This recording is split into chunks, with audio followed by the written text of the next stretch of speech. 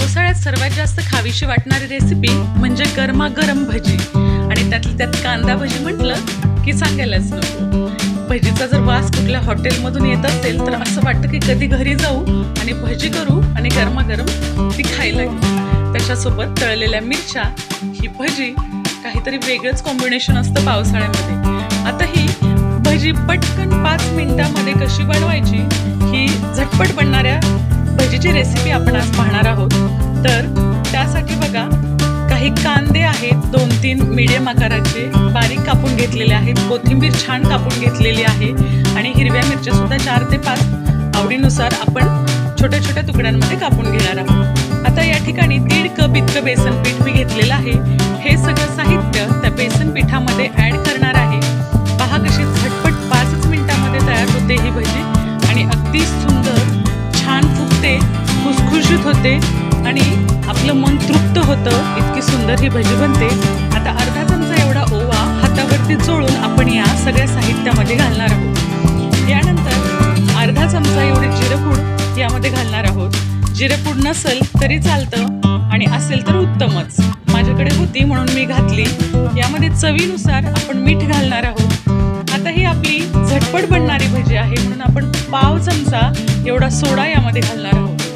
Otherwise आपण खूप वेळाने भजी करणार असू तर आपल्याला सोडा घालायची सुद्धा गरज पडत नाही। आता यामध्ये आपण गरजेनुसार पाणी ऍड करणार आहोत। अगोदर मी हे सगळं साहित्य हाताच्या साहाय्याने असं छान मिसळून घेते आणि लागेल त्या पद्धतीने अगदी थोडं थोडं पाणी आपण यामध्ये घालणार आहोत। लक्षात ठेवा, बेसन पिठामध्ये कधीही एकदम पाणी घालायचं नाही, कारण बेसन पिठाला पाणी अगदी कमी लागतं। तर असं थोडं थोडं पाणी घालत आपण हे भज्याचं पीठ मळणार आहोत। हाताच्या साहाय्याने असं सगळ्या बाजूंनी छान सगळ्या गोष्टी त्याच्यामध्ये मिक्स होतील असं हे भज्याचं पीठ आपण मळून घेतलेलं आहोत। या पद्धतीनं आपण हे पीठ मळून तयार केलेलं आहे। आता हे थोडा वेळ आपण झाकून बाजूला ठेवणार आहोत।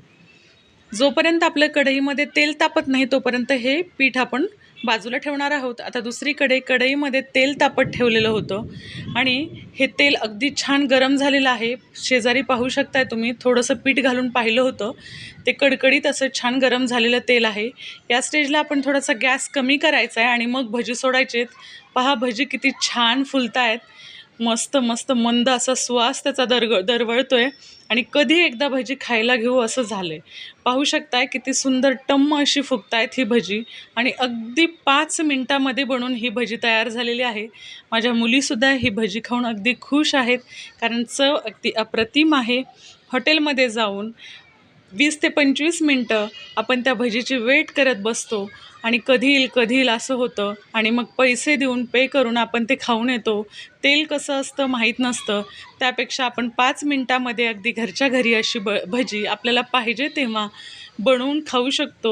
अगदी हायजेनिक पद्धतीने चांगल्या तेलामध्ये तळलेली अशी भजी आपल्या घरच्यांना, आपल्या मुलांना आणि आपल्या मित्रमैत्रिणींनासुद्धा खाऊ घालू शकतो। तर ही साधी, सोपी आणि 5 मिनिटांमध्ये बनणारी सुंदर अशा भजीची रेसिपी तुम्हाला कशी वाटली सांगायला नक्की विसरू नका। भजीची रेसिपी आवडली असेल तर भजीच्या रेसिपीला लाईक करायला, शेअर करायला आणि माझ्या चॅनलला सबस्क्राईब करायलासुद्धा विसरू नका। पुन्हा भेटूया पुढच्या व्हिडिओमध्ये नवीन रेसिपीसह। धन्यवाद।